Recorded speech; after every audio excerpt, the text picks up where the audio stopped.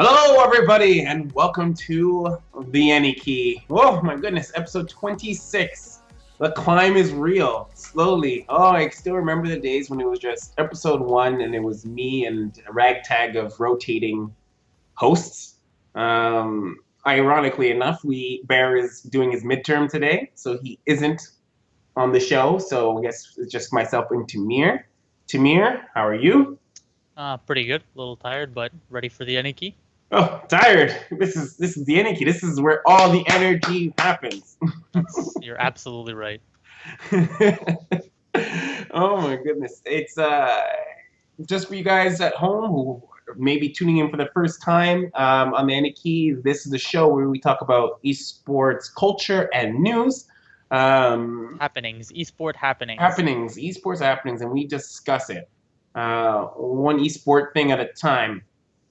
I'm your host, Draconis, and I'm joined here with Dragoard D. I always call you, I'm going to add the D. I know it's silent, but I'm going to add the D. One day, maybe season 3, you'll get the name right. Nope, never. It's perfectly fine. I don't mind. It's going to be a running joke for the rest of our esports careers, where we'll. Did you know it's been a running joke for my entire career? So. Overall, normally Bear would insert his joke here and he would be introduced, but he's not here. So let's jump right straight into it. This past weekend, we did Frag for Cancer. Tamir, tell us about it a bit. You were casting Dota 2? I was casting Dota 2. They did really well this year. They had 8 Dota teams, 17 CSGO teams, and a bunch of people for other stuff, which we don't really care about. But they were there. Nonetheless, they raised $25,000 as announced. I think it was this morning that they came in with the final number, putting Frag for Cancer. This was 10, but the organization as a whole at over, I think, $120,000 raised for Canadian Cancer Society. So props to them. Job well done. It was an amazing event to cast and to view, especially to participate in. So I'm pretty happy about that. Myself and Akiboshi were casting for a very long time.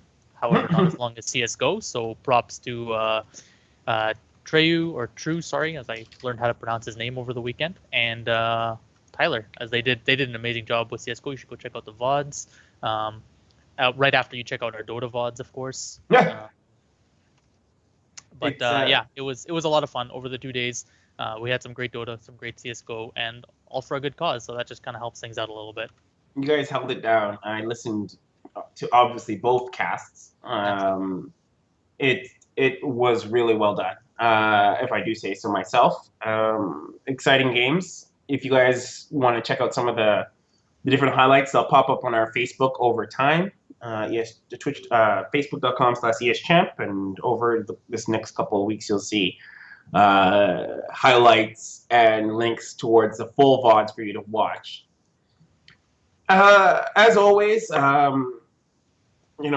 this is the segment where we do critical update, and we talk about what's going on with eSChamp as a whole. So a couple of things to tell you guys out there in the audience, those who are listening to on SoundCloud and iTunes and all the good stuff, that, as we move forward, are kind of, we have LAN War coming up, which is really exciting. Love LAN War, and couple new events starting in 2016. I think many people have seen the LAN ETS general announcements. Either way, we will definitely be there for LAN ETS. I love LAN ETS. It's always exciting. I don't know what we're doing there, but even if we just go for the fun of it, Not sure why we're going, but we'll be there. You can count on it. I don't think I know I haven't missed the LAN ETS for 5-ish years. All right, I just love going there and pretending I can speak French, and we go for the hot dogs, really. Oh my gosh, those hot dogs filled us up all weekend. That's all I ate was hot dogs and chili. That's all. I didn't have the chili. You didn't? I should have. I had so many free meals. Did I tell you someone recognized me from the Aniki in the line when I was in the line? Yeah, it was the most surreal thing. Someone's like, we were 2 episodes in at that point. We were 2 episodes in, I know. That's what was so weird. I was in the line for the hot dogs, and he's like, I listened to your show. I was like, what? I'm like, really? He's like, yeah. So it was only 2 episodes in, and he's like, I listened to your show, and I was like, oh, thank you. That's He's like, awesome. Let me buy you a hot dog. it was free, but yeah, he's. I know. What's the point, Dragon? Meh. Yeah, he's like, I listened to your show and I listened to it. And I don't think we were on iTunes or anything back then, but it's like I listened to the stream and the VODs. So that was a bit of surrealness. We made it. We made it, Reddit. Another thing that I thought I would bring up on the show, moving forward, right now our main show is the Aniki, but as we move forward, I think that we're gonna hopefully populate and create other shows. News to me, folks. I know. You know what? I like to be a little bit sporadic. I like to tell nobody in my organization what I'm thinking and what we're doing, and then I like to go on shows and just pop, random things up and surprise everybody where they're like, "Woo!" I think it's much more likely that you just decided that like right now, actually. No, I decided We're like, you know what? I'm gonna commit to this idea. I just had it, but it's a great idea. We're gonna go with it. Oh, that's what New happens. shows coming 2016, folks. What? Yeah, that's what happened to. Well, December was my original timeline, but we can do 2016 too. That's Whatever the audience prefers. um, but yeah, absolutely. Where I think new shows populating, and I'd love to get people's feedback on things that we can look forward to in terms of maybe putting together a couple of shows, some ideas. Maybe we'll do a show about putting together shows. We'll do a Dota show and a Hearthstone show, A and we'll see StarCraft the show, real, and and then we'll see which one's the real esport. Oh. Ooh. So yeah, like you know what? That's it. I just made it up right here on the spot. I'm gonna create a show called The Citadel, and I'm gonna get everybody in ESChamp together, and we'll discuss ideas for shows. Telling you, it'll be like behind the scene. It'll be like the behind the scenes of so our audience can see what we're doing. So while Tamir soaks that in and thinks about his rebuttal for after the show, let's jump right into this episode. Is a special episode all about BlizzCon. If you guys don't know, this past weekend was pretty much all BlizzCon. What really surprised me is that it ended on a Saturday. I don't really know very many conventions to end on Saturday. That's not really a major point, but that was something I thought I'd bring up anyways. We're going to pretty much fill these next 30 minutes with BlizzCon related stuff, and then we will have our guest, Matt from Mastery GG, an esports coaching site, on a little bit later, right after the segments. So let's jump into it. This is going to be a little interesting since it's you and me, and this is kind of a segment where Bear would love to involve himself because this is the kind of stuff he loves to talk about. I just hear him right now in my head. Hearthstone is an esport. I just hear it right now in my head. Heroes of the Storm. So let's start there. Let's start with Heroes. General update with Heroes. They released a whole bunch of actual Heroes content in terms of actual new heroes. Skins. Yeah, they came with skins, but that's not really. I don't know if that's really esport related. So I don't know how much I'm going to dive into that. If you really want to know that, you can find a show that talks about general gaming. To get the what I want to talk about is they announced their 2016 circuit information. That's what's interesting to me. Mhm. That's what this is really relevant to the show. 2016, which is weird because they haven't really announced the other games 2016. They pretty much only did Hearthstone, if I'm I don't think they announced StarCraft, which was I was listening for. They only really announced 2016 Heroes of the Storm. Now, correct me if I'm wrong. Before this, all there really was Heroes of the Dorm, right? There's like some small stuff for Heroes of the Storm, but like nothing big. It was like a Heroes of the Storm, like this championship at BlizzCon, which was won by C9. Actually, I want to. It was C. Okay, so it was C9. I'll make sure I didn't quote the wrong team. But wasn't that like all part of Heroes of the Dorm, or is it like no? Separate? Heroes of the Dorm was a totally separate thing.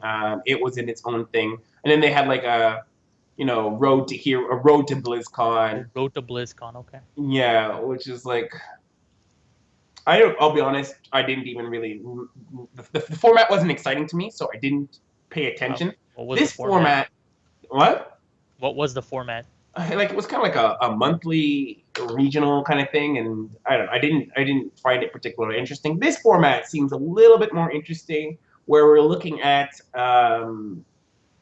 regionals based on seasons, so spring, summer, fall, if I remember correctly, if I got them correct, and then each region will have to qualify to send their best to those particular, and then you have your finals at next BlizzCon, right? Um, so the prize pool is sitting at 500,000, which two things I wanted to make note is for a MOBA, that's relatively smaller, I think. I feel like it is to the other MOBAs. Sorry, how much was it? 500,000 Okay, US I dollars. thought that's what you said, but then I was like, okay, yep. 500,000. hmm Um, what I'm not For the championship. for the championship. That's the This is for grand prize. spring. I don't think this is 500,000 for the whole BlizzCon. thing. I don't think this is for BlizzCon. It says competition begins in January with our first global championship kicking off in the spring. So this is the spring championship. It's 500,000. So let me Okay, just, gotcha. I guess, be a little bit more clear at that. Right. Okay.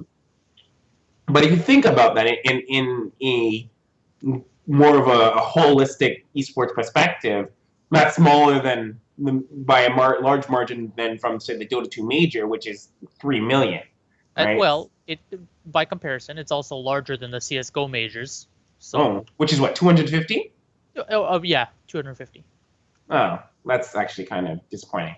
Well, but still, I mean, this isn't a first-person shooter, No, and okay, but this is still the and same quantity of people. This right, is and the still majors, but the majors aren't operated for CS:GO. The majors aren't operated by Valve. They're handed off to yeah, but DreamHack they're and sanctioned ESL. by Valve. Like I would never personally like Eh, I would never say like Valve oversees it, right? And I don't and Valve obviously sets the money tone. it's more Um, like Valve gives organizers the rights to that more than anything. Either way, so Either way, okay. it does put them at like above CS:GO, but far below Dota, obviously.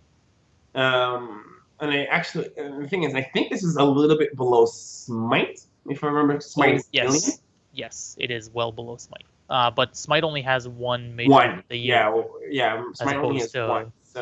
to seasonal. So this is going to be what? This is four. The three different regions, or the three different spring, summer, fall, whatever, plus BlizzCon, which is Who knows how let's much? assume they're all 500,000, and BlizzCon is Yeah, more. It's like a what? $2 million circuit. $2 million circuit minimum. minimum. Minimum two, yeah, and then if BlizzCon is like a million, then it's 2.5 million or what have you. Yeah. Okay. So that's I like. Okay.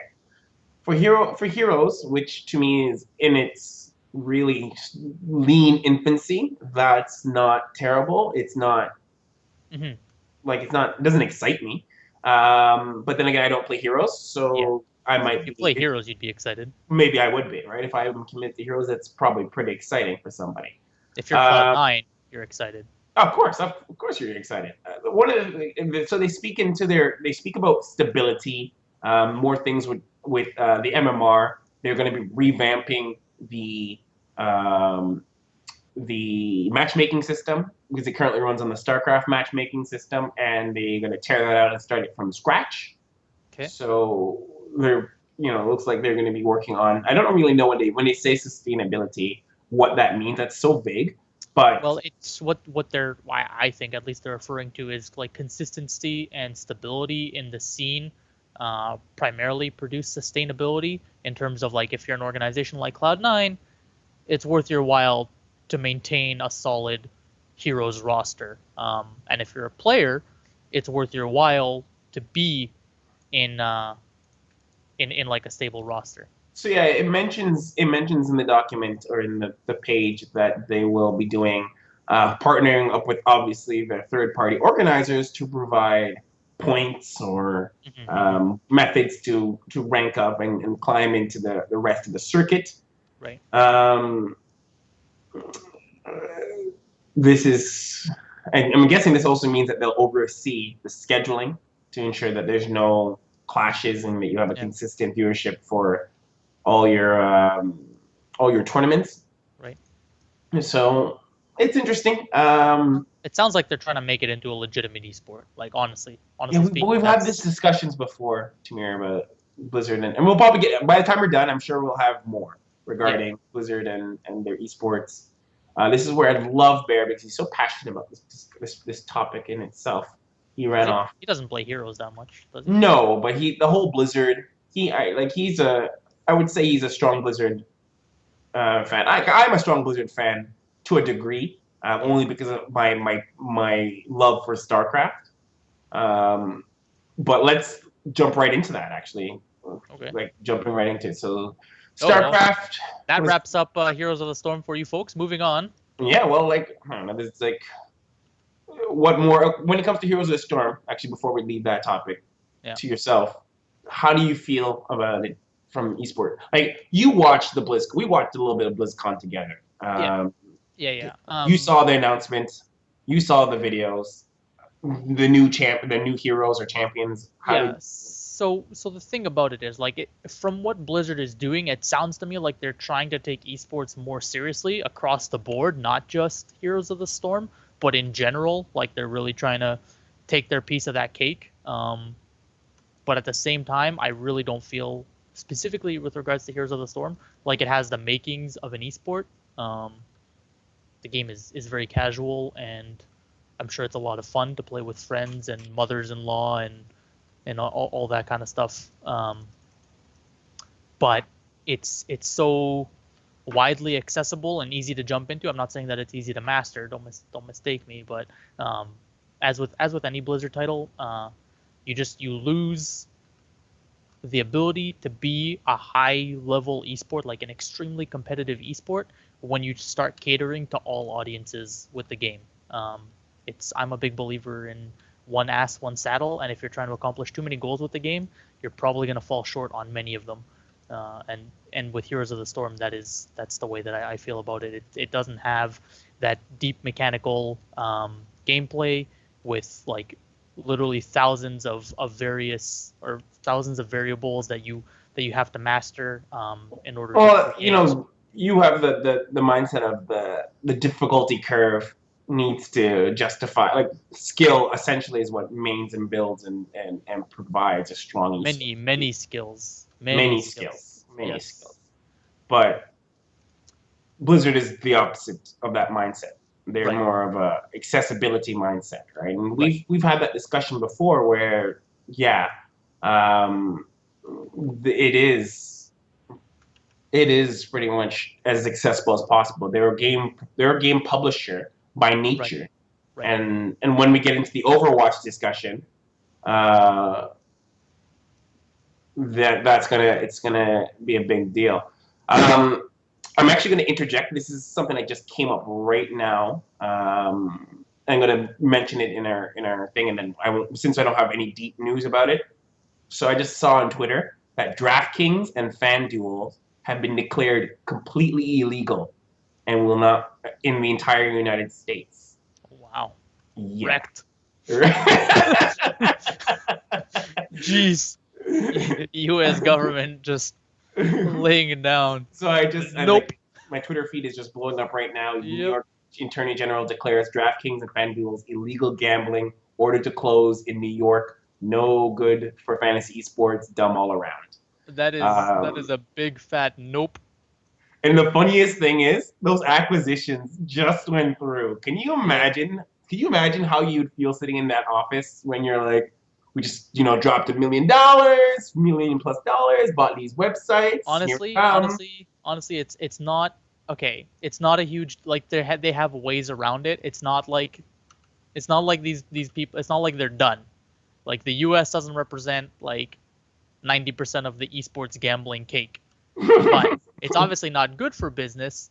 But like, let's not And Like, I'm sure we'll talk about it on the next show when we get more details and news. What I really want to yeah. know is does it just mean that they have to cease operations until they get a license, or is it just like you've been operating illegally all this time? Here's a fine for X amount of $1 million. You probably won't be able to operate anymore Yeah, because. or is it like find other ways to pay out, or don't call it like gambling, or like Oh my God, how many basically, times did we have these discussions about if this was yeah. gambling? Oh my goodness. Anyways. That's what I mean. Like basically what it sounds like to me is, maybe they'll have to find other solutions or something like that. They won't be able to deposit to US bank accounts or something like that. Who knows? We'll ask Bear when he's back. He's the expert. The gambling expert on the team. Oh my Yeah. goodness. Um, Anyway, back to okay, the so I topic. feel feel like we sort of covered Heroes of the Storm. StarCraft. StarCraft. Good news, everybody! StarCraft Legacy of the Void is finally out. This signifies the last of the StarCraft 2 franchise run. This is the final piece of the StarCraft 2 puzzle. This also, this pretty much is do or die for whether or not StarCraft will remain an esport. There has been a steady decline in viewership, No pressure. viewership, participation, uh, Consumption in general. consumption in general, content, even content creation has just come to Yeah. a crawl for StarCraft 2. Hmm. And this is a matter of, from an esports perspective, personally, from a person who does play StarCraft, I feel that the game feels like it's in a much better place than it's ever been. Um, and this is the one thing I'm going to carp back on, and I think the biggest weakness of StarCraft is, and when we get to Overwatch, I'll echo the sentiment again, is the barrier of the entry cost. I still personally would have loved to have seen the multiplayer being free, and you pay $40 to get the campaign. I still to this day have no reason. I don't know why that isn't the method. There's like because Blizzard isn't left away to single campaign, and the single campaign is worth every penny. I haven't finished it, but based on what people are saying and my general feeling is that single player campaign is worth it. So why not just make multiplayer free? Why not just say, look, your brother wants to try StarCraft, sister wants to play StarCraft. Because that's not how You you know, sell the most copies. of course not. That's not how you. Yes, you're right. That's not how you sell the most copies. Okay, done with StarCraft. WCS 2016 hasn't been announced, which is kind of weird. I think, um, Hmm. I feel like usually by this point we hear about WCS 2016. Delk, who is also a StarCraft person on our team, has said that we normally won't hear until a month before WCS 2016 starts up, which is soon. So December is what I'm hoping to hear about. Yeah. Because right now the discussion in the scene is region lock, region lock, region lock, region lock. People are worried that Blizzard will lighten up and remove region locks. Some people say currently right now the belief is the soft region lock works and it's appropriate, and that they shouldn't be releasing the Korean horde onto the rest of the scene. Um, you know, and some people are just like, their response is get good. So, Basically. that's the overall. So we're still waiting to see how this applies. Um, from a response from BlizzCon, I don't think they released anything that was like there was a panel. There was a panel there, and the panel went over to say that Blizzard intends two things, and these are the key things to take away: is Blizzard intends to obviously, and they would never say otherwise, support Legacy of the Void after it's been released. Um, and by support, they mean new maps. But this is the kicker. This is the really interesting thing. Since they said that they're free, since that they're free from having to worry about additional expansions, they are willing, and that you'll take that for what it is. They're willing to do deep changes on the game, like mechanics. and possible new units, or like they're willing Hold to on, hold on, hold on. They're willing to do mechanics. like they're willing to change the game, is what they're saying. They're willing to, since That they don't have to worry about, this is as opposed to before. as this is before, as before, where they're like they had to be mindful of the next expansion. How? Like what? They had to be mindful. They said they have to be mindful of the next expansion and how that affects, it moving forward. So now that that's no longer an issue, they're willing to explore new avenues in terms of modification of the game, um, deeper changes to the game overall, because this is it. I'm just gonna come right out and call BS right now. You think so? That you think Yeah. that Blizzard is just talking out of their butt? Yeah, well, Um, basically, I think that they're blowing bubbles out of their butt, to be more precise. And what I actually think is they're saying that now because that's what should have been the case all along. Um, I don't see how launching or planning expansions to come out prevents you from making mechanical changes to the game that you feel are necessary or worth experimenting with. well, it's one of those things where they feel liberated. I don't know if it's like it's hard to No, say. no, I think it's just fan service. You think It's so? Just like because yeah, oh yeah, it was it wasn't an offhanded comment. They had a panel they always do. and huh? They always do. They always have Blizzard has a panel for everything. That's why you go to BlizzCon because No, and, that's exactly why you go to BlizzCon, right? It is that well, element. if anything, Blizzard knows how to hype the shit out of anything. I'll just put that right out there. They make the most amazing trailers, cinematics, panels, conventions. They do make really good Ask cinematic. them for a decent game though, Uh, and you might be pressing your luck. it- Anyway, that's such a anyway, hard, that's such a deep, hard statement. I can't even make a response to that because anyway, the point I'm really trying to make is if they needed to make mechanical changes to the game before, they would have. They didn't think that they needed to, and now they're saying what people want to hear because they want people to buy the game. And I'm not saying that they won't make mechanical changes if they feel that they need to. They just need to feel like they need to. well, it's a matter because now there's a point where the game is finished, so it is open for them to make that sort of do what we want in the game. Right now, that there's no longer, I they can treat it how they want. they always could is what I'm saying. They always had that. They always had that option. That's what I'm saying. It's like last expansion or not, they could have made changes in in any one of the iterations of Yeah, but StarCraft. you think about there's like the development cost, right? The development cost. Yeah, Oof. right. Right there. A lot of the stuff is that you'll notice their changes. The major changes don't happen until they're about to launch a game, right? Because I know that's how they get you to buy more copies. That was my point. Like they're what like all this new stuff coming out. All you got to do is pay. so one of the interesting things that they mentioned is micro content. This is really exciting from a gaming, just regular non-esports thing where you'll have voice packs. So they're adding voice packs. Obviously, other games, Dota being the other game, already has this has this Announcers, yeah. announcers, right? Yeah. Which could open up possibilities of new ways to monetizing from a tournament perspective. I don't know if we're gonna like. I really would like to see that kind of thing, but Do you think that that's what they're doing? So they're I think basically so. I making think it I open. feel like they're prepping. I feel like they're prepping for the end game, quote unquote, where things like we saw with the tournament from Rifkin, Hell It's a Boot Time, that when you bought a ticket to the tournament, you got an icon.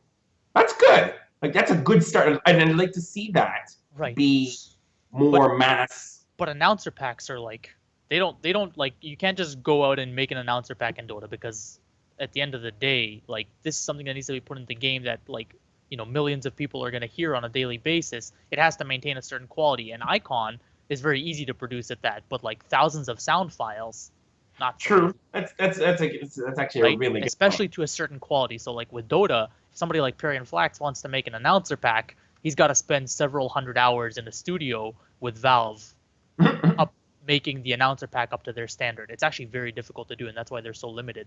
Um, but This at the may be same something that's time, only open to larger tournaments, perhaps to the yeah, ESLs of the world and the or Gfinities who or it can or spend that kind of it's money.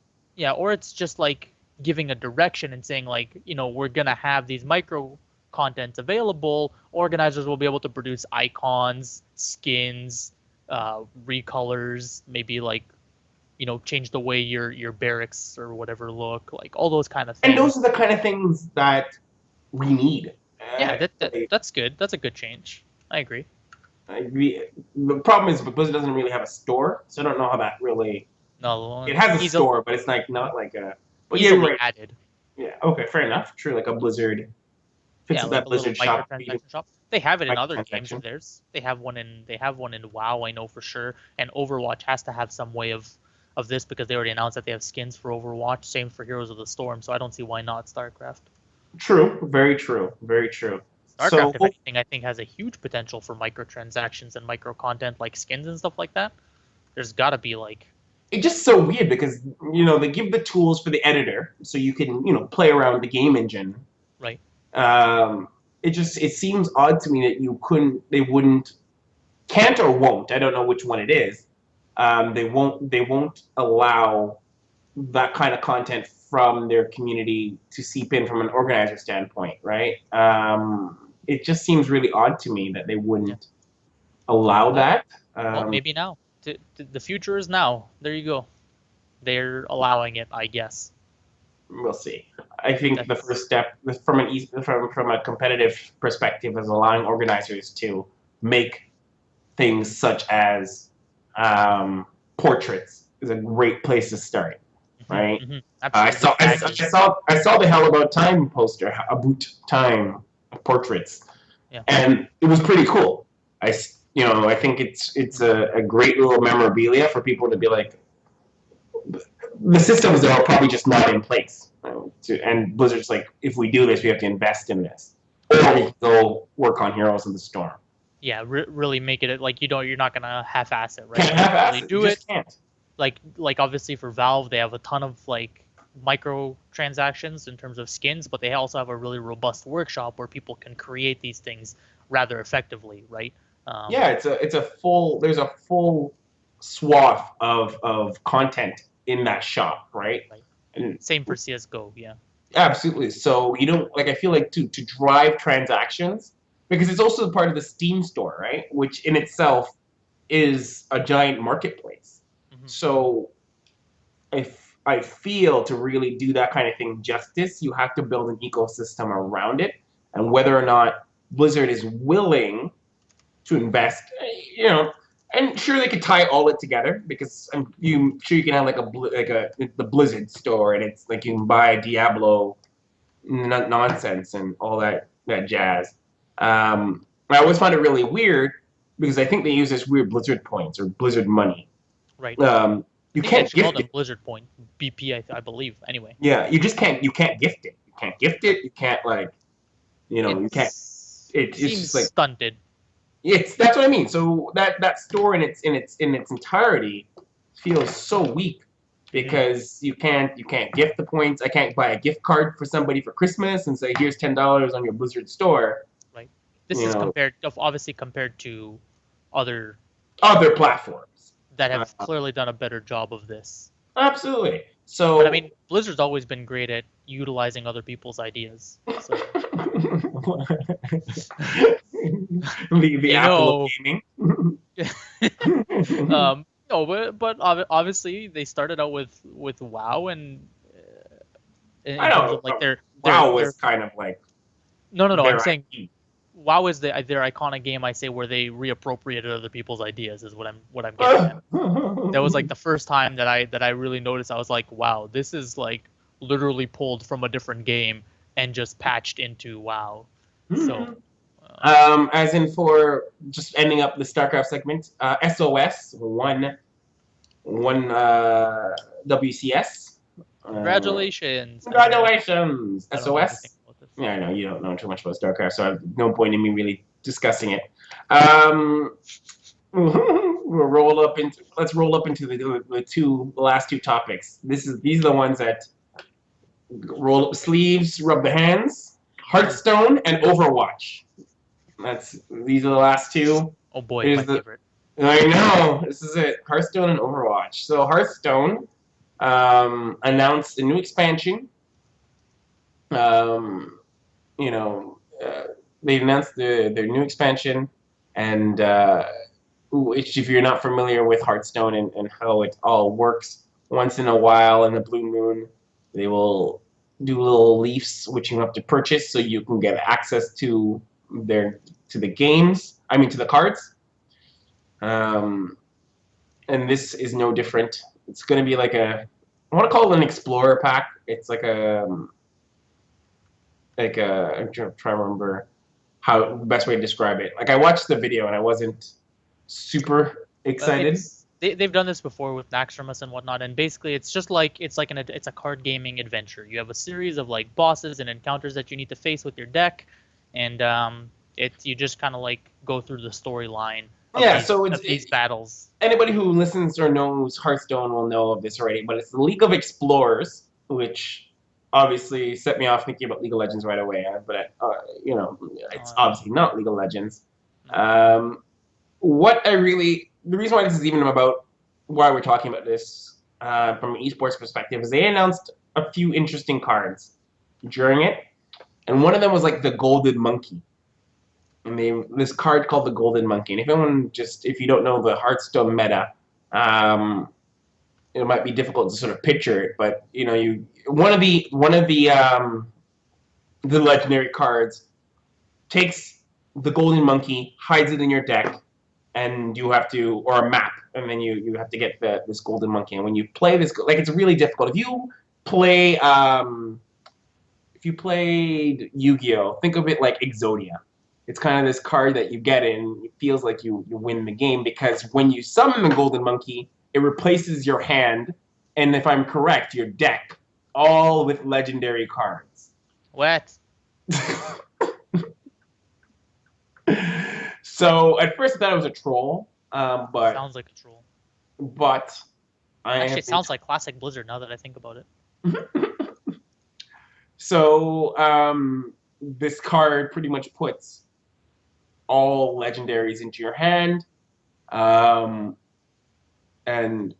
it's not insinuating the game is finished once that happens, but to me, that insinuates. Yeah,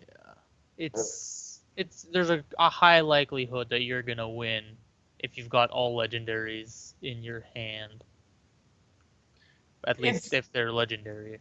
Yeah, like from what I can tell, it puts all legendaries in your hands, and then and I don't know, I'm not gonna be 100% correct on this, but it also puts all legendaries in your deck. So every card afterwards is gonna be you're just gonna be pulling out legendaries. Another interesting. And that was my first response. The response in Twitch chat was rest in peace, Hearthstone eSports. It honestly, like, without knowing too much about this card or whatever, it is a common trend with Blizzard to announce really, really overpowered shit and then like tune it down right before release. Yeah, just as a way of like getting people hyped up about it, and then it's like, oh, okay, it's actually not like that overpowered. You know what? At first, I was kind of skewering it, as I was like, oh, rest in peace, eSports, Hearthstone. But then I thought about Magic the Gathering, and it's not uncommon for Magic the Gathering to have cards that are just that ridiculous, right? It's not uncommon for. I don't even remember the name of the card, but it's a very famous card where you rip it up and wherever it touches, everything's destroyed. If Bear was here, he could probably tell me what the name of the card is. But it's a card where you rip up the card.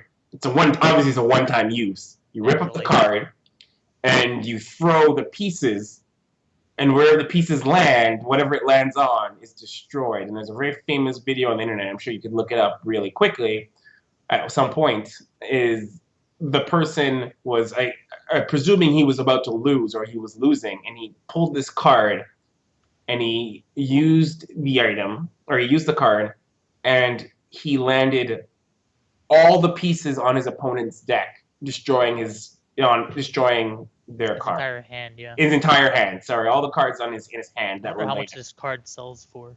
My first question. It's Bear. I don't. Bear could probably give us a really good deep explanation with the card, but if I remember correctly, it's banned from tournaments. But Yeah, I wouldn't doubt that. shortly after that element, not much to be said about Hearthstone other than that. In terms from an esports perspective, without our resident expert Bear, let's go on to the meat and potatoes and the last topic before we move on to our guest. Overwatch. Tamir, did you followed a little bit of the Overwatch, right? I did, yeah, and just enough for me to decide or make up my mind about it. Did you? And What did you decide? When they announced that it's going to be on Xbox and PlayStation 4 as well, The cross-platform. that's when I stopped watching. I was like, "Yep, rip, I'm out." So to preface, Overwatch, they announced that Overwatch will be cross-platform play, opening themselves up to multiple different audiences across the. One thing I don't think they announced, and I don't know, I'm fairly sure this is not the case, that if it will do cross-platform. So if I'm playing on, I highly doubt that. you don't think so?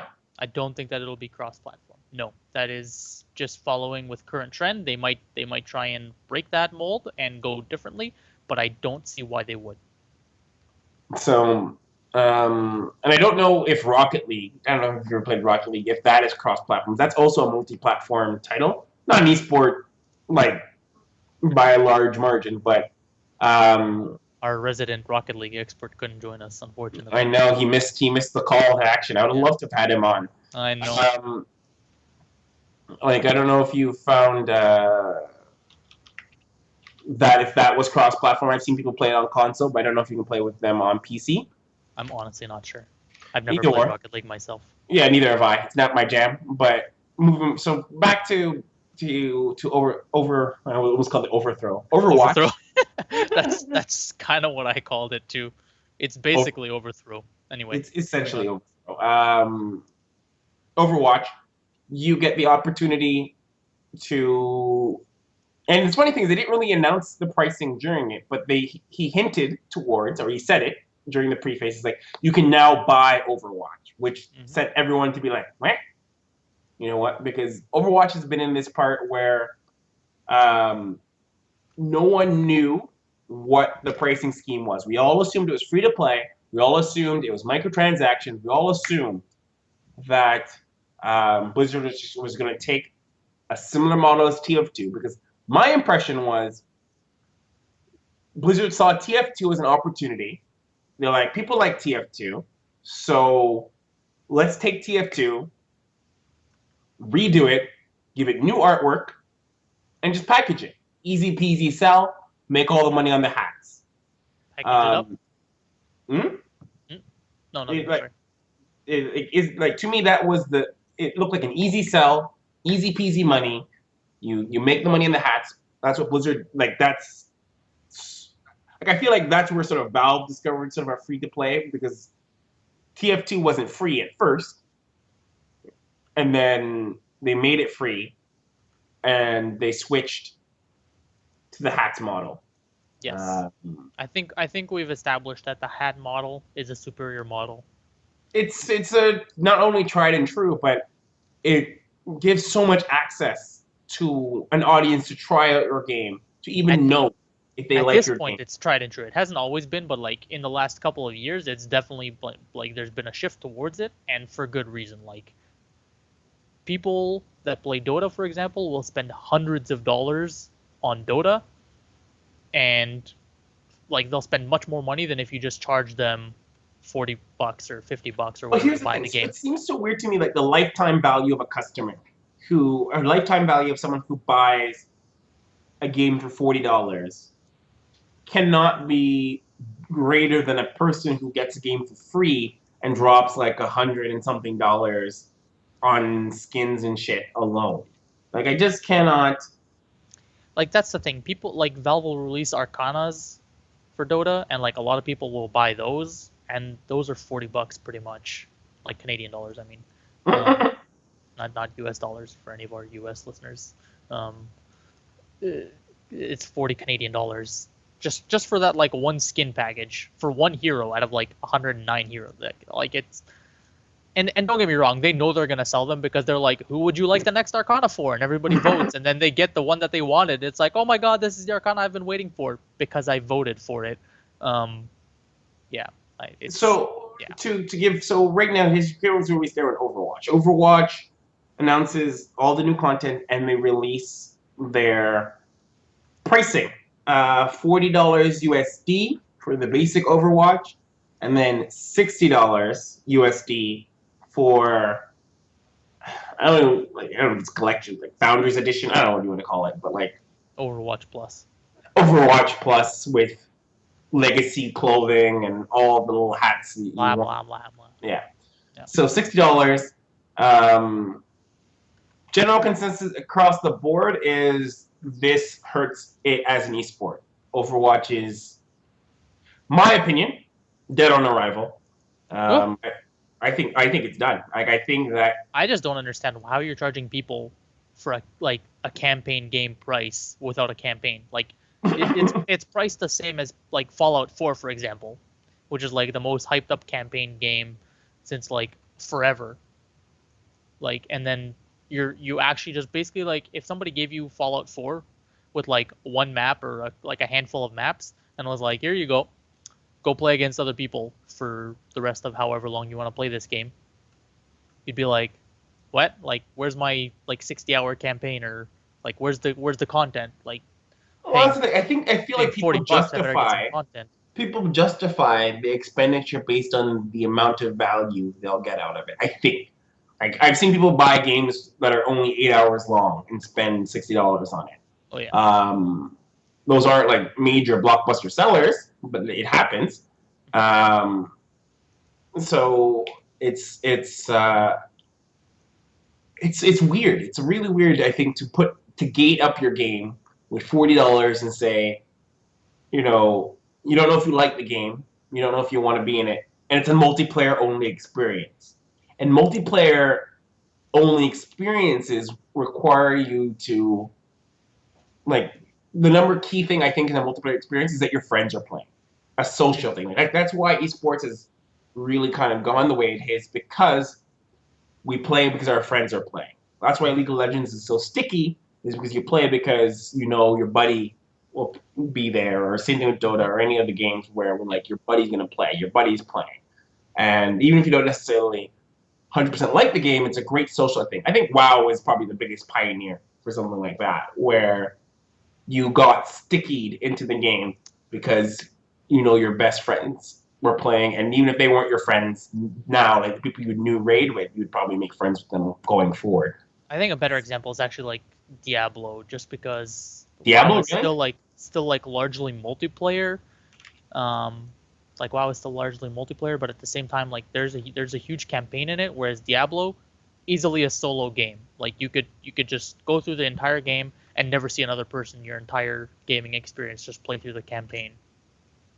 For It example.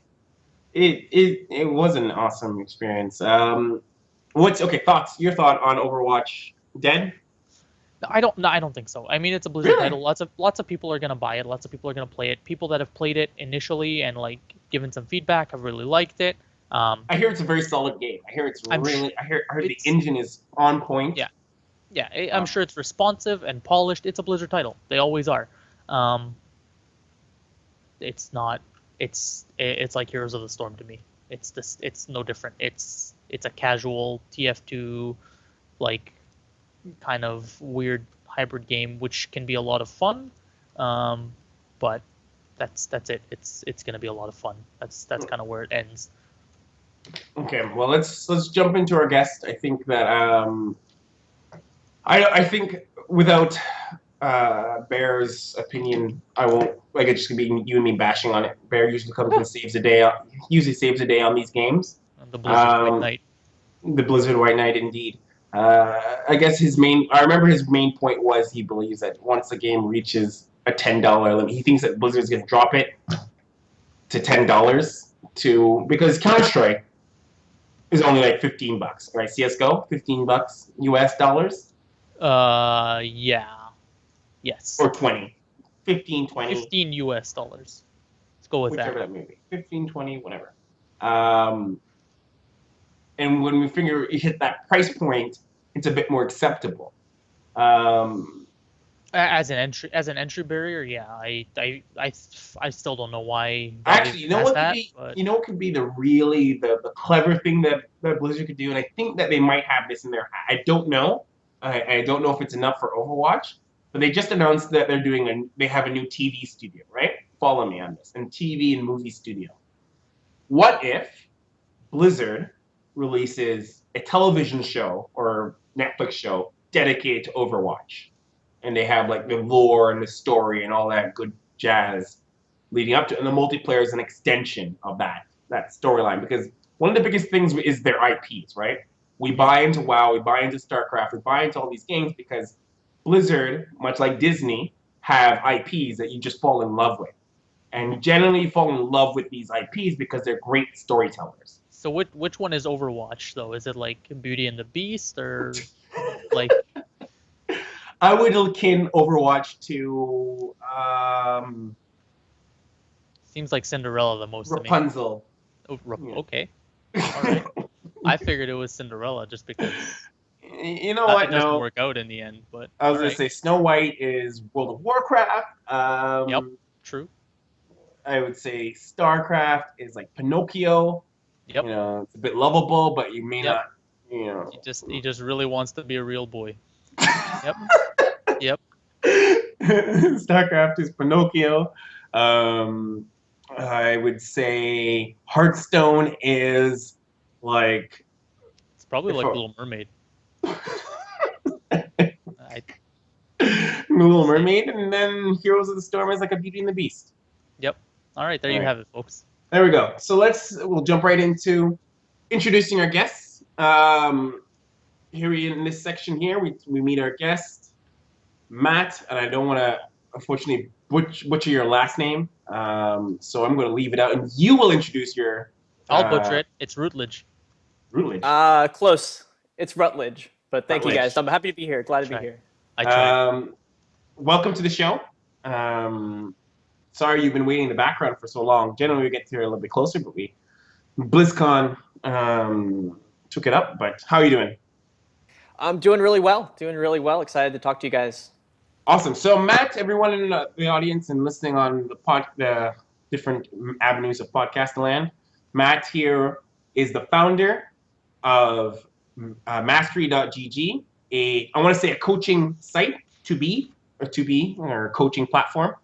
Matt, why don't you give us just the elevator pitch of what Mastery.gg is?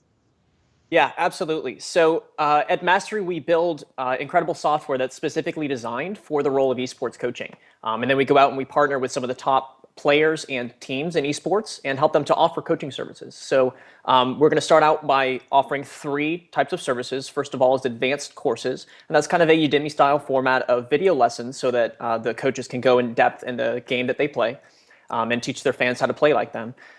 Second of all, we have personal lessons. So we handle scheduling and everything so that coaches can really just focus on what they do best, which is coaching. And it's kind of the best way for gamers to get feedback on their unique playing style. And the last service that we offer and we're really excited about is our game tape review software. And this is going to be a first for esports. We make it as easy as possible to get feedback on your unique playing style. You just submit a YouTube clip of your play to some of the top players in esports, and you'll pay by the length of that video. So you can submit just a short clip of one situation where you died and get some advanced feedback on, hey, maybe you should have done this in this situation. Or you can submit an entire game and get longitudinal feedback. So the coach can say, okay, you did end up losing this game, but the mistakes were really made early on. Here are some things you can do better next time. And it's the best place to get feedback on the unique playing style, and we think that it's going to be really well received also. Okay, so tell me, how did you come up with, like, what inspired you to be like, I'm going to make a coaching site? Yeah, so that's a good question. I've been a casual fan of esports for a long time now, and it's just now starting to get kind of more mature. And so there were a couple things that kind of went into it. It actually started out just being kind of an advanced courses platform. And the reason for that is because I dabbled with Twitch broadcasting myself, and I realized that it's really difficult for broadcasters to kind of make a sustainable income to support streaming full time. And so I thought, wouldn't it be great if I were able to create an advanced course and connect with my fans, allow them to have a tangible way to support my stream while also giving back and teaching them how to play like me. And so we started out with advanced courses only. And then it kind of grew from there because we realized, no one's really doing this. Esports coaching is still such a young field that there aren't many things in place right now that kind of further that along its growth path. And so we kind of expanded from there. Personal lessons, which is pretty straightforward. There are some sites that try to do it. We think we do it the best, and then also game. Wait, so has this been? Sorry to interrupt you there. So has this been actually? Was this a different site before, and then you're morphing into a new revamped site? So we haven't launched anything yet. We're about to launch our advanced courses side just because it's the first feature that's finished with the development. But no, this is a totally new company. So it's a brand new venture we're looking at. Yep. Oh, interesting. With that in mind, then, are you focused on one community, or is this open to the entire swath of esports titles? Yeah, so that's a good question, and it's something that we're kind of dealing with right now because we're getting kind of a lot of interest from people wanting to coach on our platform. But we really, as a platform, we really want to uphold a high quality standard. We don't want to expand too quickly across new games or new communities before we have someone in place that we can really vouch for and say, okay, we're going to pair this person with a mastery brand. And gamers can be really confident in the service that they get from them. So our strategy is we're going to start focusing on kind of the core esports, the more mature esports like League, like CSGO. We've already got phenomenal coaches on board there. And then we'll expand more organically. So as we get these high quality coaches, then we'll open up these new communities and new games. So you say quality a lot. So are we looking at a user-driven platform where anybody can be a coach? Or is this you handpick the coaches to be the coaches? Like, how do you control quality in coaches? Where does this quality come from? Right, and that's one of the biggest challenges that some of the sites that try to do something similar are facing, is because anyone can be a coach, and so you end up scrolling down the page and you see, okay, here's this bronze League of Legends player that's going to be a coach on their website. So we're actually going to be really selective, especially early on, in who we allow to be a coach on our platform. So I'm really excited to say that we're partnering with the top players. We have some of the top head coaches that have LCS coaching experience, and you're going to be able to access them on demand as a remote coach for yourself. Okay, so what makes you different from, say, a Dota 2 coaching, CoachTube, League LOL coaching? Like, what makes you different from these sites? A couple things. First of all, I mentioned the selectiveness, so you really have confidence in the quality that you're getting. But then also, we're really fortunate to have the full engineering support of Village 88. So I actually work for Village 88, which is an investment firm and tech incubator.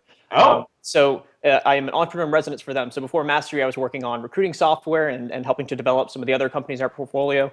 But we work with some phenomenal developers, and they're working full time now on Mastery. So we're going to be able to do things that the esports has never seen before. That's really interesting. What's the model? Like, what's the business model for this? Like, how are you going to make money? Yeah, so we're a platform. So in large part, we're kind of making a bet on the long-term position of esports coaching, right? Because there's not much demand for it. It's still very young. So our focus is kind of on building a beautiful product with innovative software, and then we're going to kind of hope that we stir up more interest in this type of area. So the business model is that we match gamers with coaches. And then we end up taking a 10% commission for personal lessons and game tape review, which, if you look at any other comparable site, is ridiculously low. And we provide way more. I was about to say that. I'm like, can you make money that way? Like, well, like again, 10%, I imagine sounds like yeah. And our investors are a little shaky about it, but one of the things is that we have these incredible development resources, so we're able to kind of push aside short-term profit and focus on the long-term bet of growing esports coaching over time. Right. Okay. So how does this look into what's the roadmap in terms of like a mobile? Is mobile in the near future? Are you launching with mobile? Is that part of this? Yes. So initially, we're going to be launching a browser-based website, and everything's going to be kind of done on there. It will be accessible on mobile devices, but as far as reviewing game tape goes for coaches. That's all going to be done within our browser website. But we're kind of finding also that the majority of our users use their computers, their laptops, because they're PC gamers, right? And so that's kind of the more natural platform for us to launch on, at least initially. Okay, so we have Johnny who wants to be a pro League of Legends player, comes to this site. Now, are the coaches ranked? Like, how do you know the quality? Like, how do I know I'm getting a good quality coach? Is there Right. Yeah, like and that's a great question, because I feel like anyone that goes to the site is going to be wondering, if they don't know the person, then how can you really be sure, right? yeah.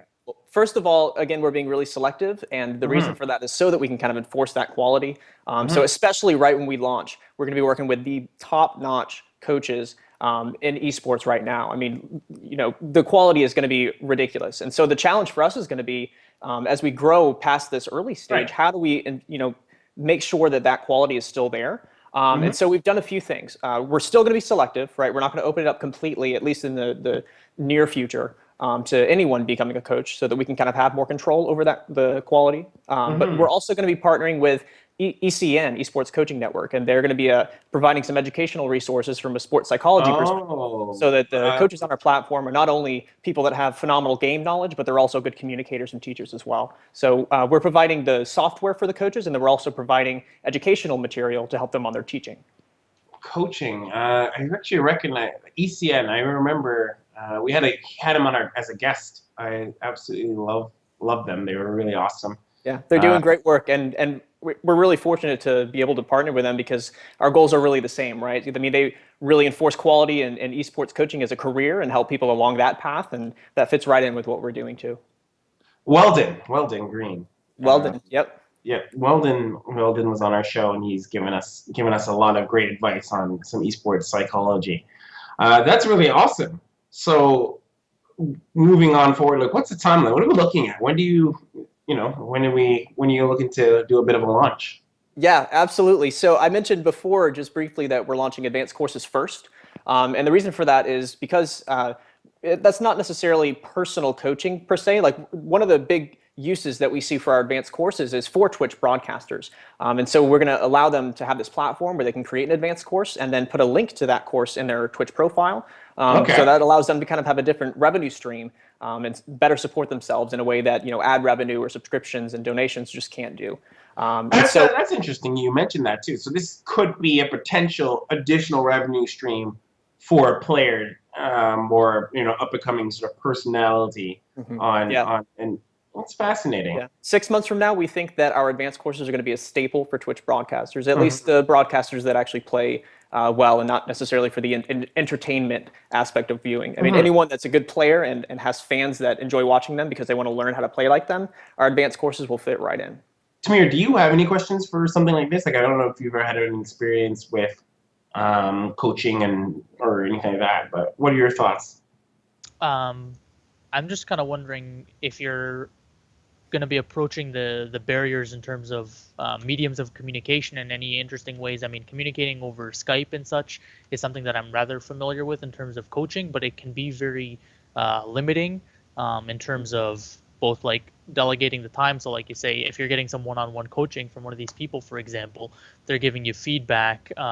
Is it like on an hourly model? Is it on like you already said that for uploading your videos and having your replays analyzed, that's going to be based on the duration of the replay that you've uploaded. But what if you're just going on like one-to-one with somebody and like having a discussion with them, maybe picking their brain, or you have questions for them? Is that a service that you're offering? Do you have I'll throw a bunch of questions at you. Is that a service that you're offering? Do you have price models for that yet? And is it like time-based, session-based? Like, how are you planning on going about that? Yeah, all good questions. And so that is kind of more in line with our private lesson feature. And so our private lessons operate on an hourly basis. The coaches set their availability, and then gamers can just come on, look at their profile, and book a lesson right there. So they can book a lesson for half an hour, 2 hours, however they want. But the coach's price is on an hourly basis, so they can. It's really flexible for the gamers and the coaches. Have you set the prices, or is that to be set by the coach? That's Well, that's going a to be good set by the question. coach. Yeah. We don't want to Oh. interfere at all with that. Our goal as a platform is just to make sure that whatever the price the coach has set is worth paying for, and that goes back to the quality standards that we really enforce. So And who's sorry, really quickly before Dragon's that question, is it the same 10% then for you guys? Like basically if the coach says, I'm worth $90 an hour, does that mean that you get 9 and they get 81 for the hour? Yeah, it's a flat rate. It's a flat rate of 10% for personal lessons and game tape review. And our advanced courses is actually a really interesting pricing model if you guys are interested to hear it. Absolutely. So I mentioned again the Twitch broadcaster aspect of our advanced courses. They can put a link in their profile to promote their course. So we have this beautiful pricing structure that allows coaches to create these advanced courses and link it in their Twitch profile. They can post it on Twitter, wherever they want. Any sales that the coaches get through these links, they keep 100% of the revenue. We won't make a dime. We only keep money on the platform-driven traffic, and then we'll do our own marketing efforts on top of what the coaches are able to do themselves to bring them more sales. And so it's really a pricing structure that aligns our incentives, and it's a win-win situation. Very clever. I like it a lot, I have to say. I think that's that the is way to go. interesting. I like that. And that goes back to our long-term mission, right? We're not just in this for a short-term profit. We really want to grow the role of esports coaching overall, and we think that we're going to be one of the catalysts in doing that. So with that being said, then, and now you got me thinking. So unfortunately, you're going to get a barrage of little questions from me. So back to that pricing and them setting the pricing and that. So how do you plan to regulate that in anything? So is someone saying I'm coming in and I am worth $400? Is that it's up to that person to prove they're worth $400, or are you going to sort of tier it where it's like, you as a coach have to be active on our platform before you can raise your price? Is that something that's like a kind of a thing, or is that more you're letting them self-manage? It's mainly going to be self-managing, just because we're working with really, intelligent people. I don't think that we'll see $400 an hour lessons, but if we do, then maybe that's a special case we'll work out. But hey, some people are worth it, man. That is true. Some people are worth it. No, it's true. I would take a $400 lesson from Faker, for example. Well, I'm sure a lot of people would. Like if Faker's like, oh yeah. Actually, I think it's funny that you brought that up. So you have players and coaches. From an outside perspective, which one do you think is the better coach? Do players make good coaches? That's a great question. That's a great question. I think it also depends a little bit on where the gamer is, right? If they're just a new player looking to just pick up a different game, for example, you don't want them getting such advanced feedback that it just goes over their head, right? But at the same time, if you have this coach that's a phenomenal player, right? Great game knowledge, they know their role better than anyone else in the world, but they're not good communicators, then, I mean, their knowledge is only as valuable as they're able to communicate it. And so that's why we partner with ECN and provide some of our own educational material on how to really be a good teacher along with having that game knowledge. So which one's better? That's tough to say. I would say that there's probably room for both. But I definitely see what you're saying on, not all good players are necessarily good teachers. No, absolutely not. So I was curious to know if that was a challenge that you guys were either facing, and I guess the partner with ECN is the solution to that challenge, which is very fascinating because I personally have received coaching from players in my player days, and I find that players are not necessarily the most patient or and just the most effective communicators. Communicators. Right? They're like, just build this. And you're like, what? I don't know. How? Just do this. Why don't you know, right? Just time that. And it's like, what? Yeah, and we're really hoping that it's more in-depth than just that. So one of the things that we're really stressing with our coaches, and that's kind of one of the reasons we're being more selective, is because we can kind of spend more time with them and say, this is what a lesson needs to look like or ought to look like. It ought to be more than just what happens in that session, right? So one of the things that we're doing is we're going to make sure that every coach has the ability to create a training plan for each student, so that a student comes to a coach and does a 1-hour lesson. In that 1 hour, they not only get that hour of constructive feedback, but they get a training plan that's going to help them in the long term achieve their goals a lot quicker. So when you start talking about price, let's say that it's a $400 lesson. If that ends up saving you 2-3 weeks of really playing and grinding it out, I mean, how many hours of your time are you saving? So maybe $400 isn't so unreasonable, but we're going to be a lot lower than that, I think. So, but it's always the model of like you could spend 50 hours learning this on your own or 1 hour learning it with me. What's 50 hours of your time worth?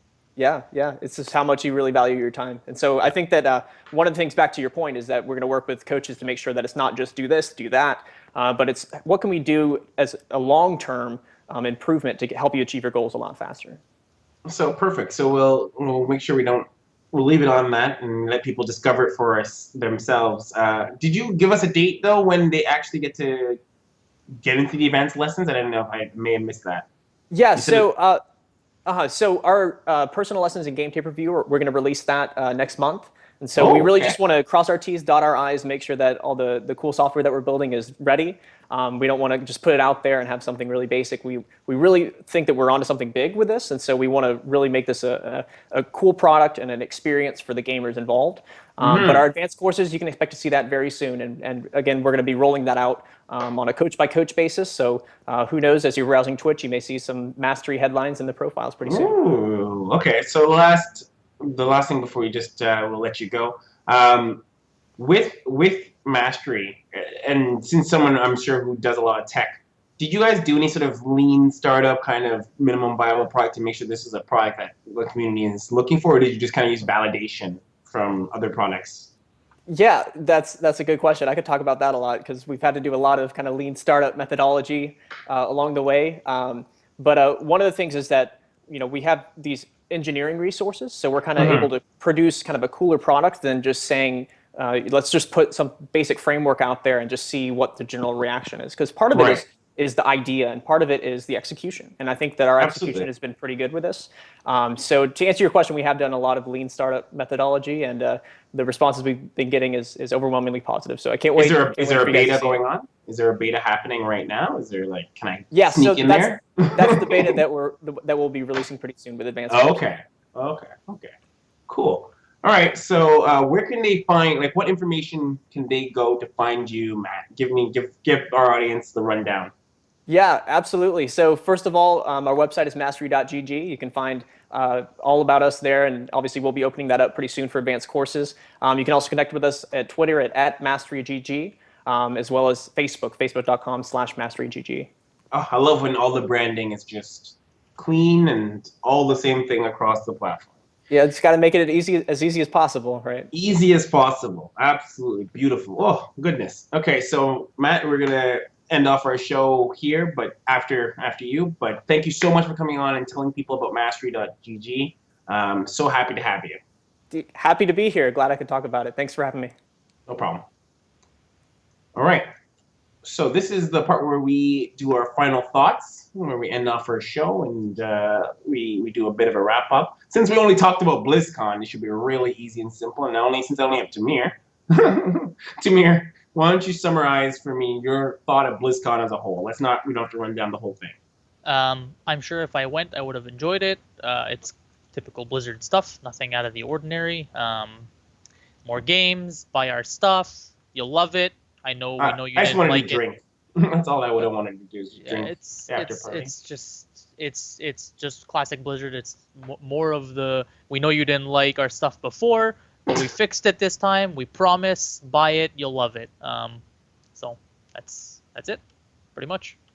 Okay, well, we'll kill this to death. My thoughts on BlizzCon, Overwatch, I think dead on arrival.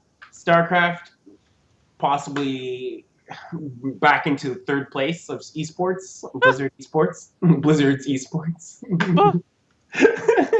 Third place.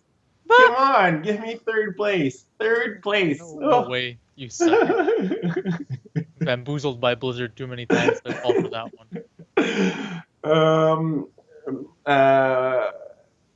Heroes of the Storm, looking pretty much tepid, and Hearthstone. I still believe that it's their number one esport as it stands, quote unquote. Absolutely. Soft esport. There's no real disputing that. Like you just go look at Twitch numbers. That's all you need to know. Yeah. So Hearthstone is still number one, and you'll just have to see what happens from there. I also did notice that there is no Diablo mentioned at all, probably on purpose, but that's not esport related. But I thought it was really weird that they mentioned every IP that they own except Diablo. No, they had Diablo panels and stuff, but nobody really cares. Diablo. But yeah, interesting enough. Next week we'll have Bear back. We'll have.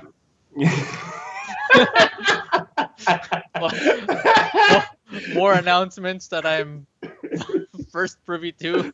Only Bear here. will be back next. Oh, I get it now. Bear will be back next week. Yep. And Sure. What he said. I can't do this anymore. Let's end the show on that. Find me at Draconis on Twitter. Tamir, where can they find you? It's at Strygward on Twitter. STRYGWYRD. So the D isn't silent. Well, when you say it, it's just Strygward. Okay. Anyways. That's it. Moving on. Okay. And then, guys, follow us on Facebook, Twitter, Instagram, eschamp. Unfortunately, Instagram is eschamp.gg, but follow it anyways. Be sure to follow the AnyKey. Be back same time next week live here on Twitch at 6 p.m. Eastern. If you missed it, you can catch it on the VODs at youtube.com/eschamp. And you can find it on iTunes as well, and SoundCloud. And SoundCloud for you people who are not Apple related. You can get it on SoundCloud. So guys, I've been your host, Draconis, and I've been here with Stryward. We're signing off. In the meantime, keep searching for the AnyKey. I almost lost my. Success. Oh, I almost dropped my tagline. Oh my god, keep searching for the AnyKey. Oh, you even set me up like a basketball. Oh my goodness. Well, keep searching for the AnyKey. Yep. Oh my goodness. See you later, guys. Bye.